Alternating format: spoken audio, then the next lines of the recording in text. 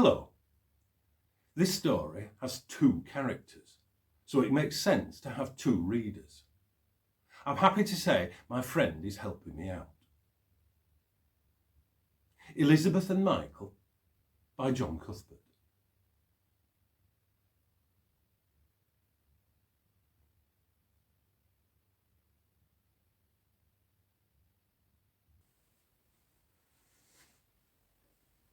People call me Liz. Everyone thinks of me as a happy-go-lucky character, always ready with a laugh and a joke, an eye for the gentleman. I've been friendly with Michael for a few months now. I visit him regularly and do a bit of shopping for him now and then. We get on well. People say we make a fine pair.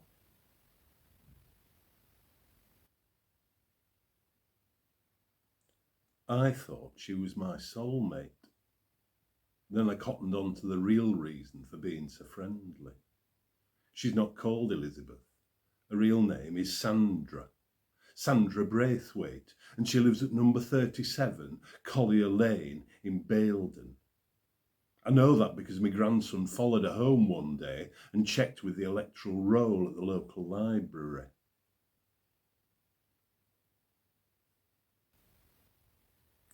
To look at us, you'd think we were a married couple, a comfortable partnership. We even finish each other's sentences. And you know what's important in a successful relationship? Trust. Michael trusts me and I trust him. I trust him so much, I think he'll provide me with a substantial sum of money, without him knowing about it.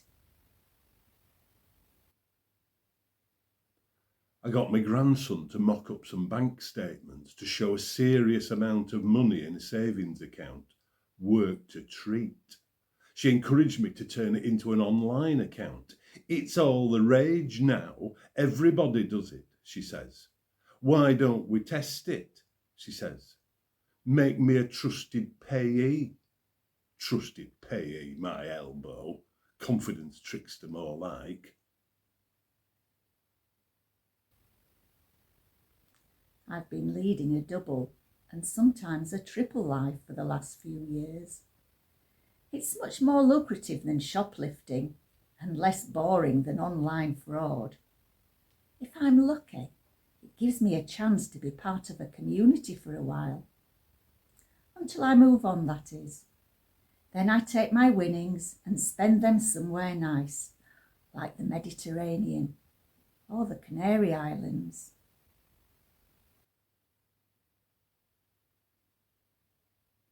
I asked my grandson, I won't tell you his name, if he could get into a house and find out more about her. Easy, he says. That's one of the benefits of a comprehensive education, he says. You get to meet all sorts of interesting people. I went to a secondary modern, so I wasn't in a position to argue. My name's not really Elizabeth. I just call myself that to help me play the part where Elizabeth looks after her client. I say client because it sounds better than stooge or mark or fool or stupid old man. I have to admit, stupid old man with money would be the most accurate. He found a smartphone and a laptop. He put something called a key logger onto them both. I've no idea how it works, but apparently it records all the buttons or keys you press and sends it in a text message to you, so you can repeat the same operations at a later date. This means, according to my grandson, he can now access her online bank account whenever he wants. Apparently, she's quite well off. No sex this time, thank goodness. Just the occasional hug with Michael and a bit of a show of leg. Don't think I could have managed to have sex with him. He's much too old and too fat. Still, he's almost ready for the final chapter. Oh, don't think I'm going to do him in or something. I'm not a monster. I just offer my company in return for money. It's just that he doesn't know about the money part of the deal until it's too late. I'm off to pastures new way before he finds out that his bank account has been emptied. The timing's going to be tricky. I have to arrange it so she discovers the password to the savings account at a particular moment. Once she's got the password, I'll never see her again. She'll be off down the road to Baildon, or probably somewhere a bit warmer, and she'll attempt to swipe all of my non-existent savings. Just at the time she leaves my house, my grandson will empty her accounts of everything she's got. I found a stack of bank statements in his desk a while ago. A couple of £100 in a Halifax shared account, still in his and his dead wife's joint names. But some £27,000 in a savings account in Santander. I nearly fainted. That's enough for a nice break in the Med, and perhaps a cruise or two. We organised it as follows. He'll empty all her accounts into an overseas one he's created with the help of his friends, and he'll get 75% of it back into a UK account fully laundered that he and I have created. We only get 75% because his friends take a quarter of the money. I think that's fair. I've agreed a 50-50 split of the proceedings with my grandson, which he says he's happy about. I'm not worried about being cheated by him.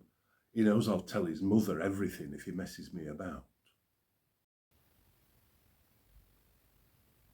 Persuaded him to set up online banking. I told him, it's all the rage now. Everybody does it. Silly old fool, believe me. But then he turns into a crafty bugger and makes a big deal out of keeping the password secret. Have to test it, I said. Why don't you pay me the money for the groceries I bought from the co-op?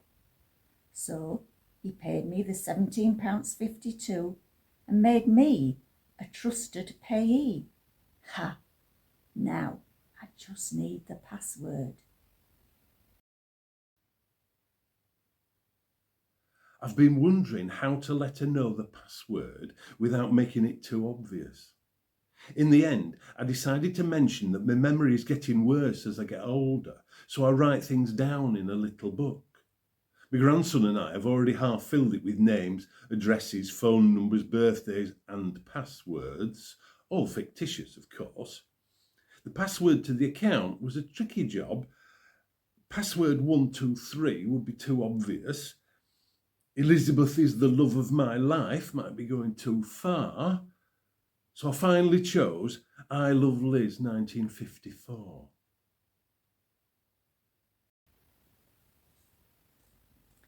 Once I've got the password, I'll take the 27 grand. Then I'm off. Michael has no idea where I really live. He thinks I live with my aged mother in a terraced house in Headingley. Plus, as I've already said, Elizabeth isn't my real name. I'll live a comfortable life for a month or so, then it'll be on to the next one. I wonder who I'll be next time. Perhaps somebody with enough money to be on a cruise. She'll have to steal the book. She'll need my phone as well as the bank sends a code to it when I go online. So she'll have to steal that as well. It's possible she'll come back and accuse me of taking all the money. Who, me? Someone who loves her lots. Someone who thinks she lives with her mother in Headingley. Doesn't seem plausible that I could be the one, does it? I can offer to call the police to help her out. I wonder how she'd react to that. It's all systems go for next Tuesday.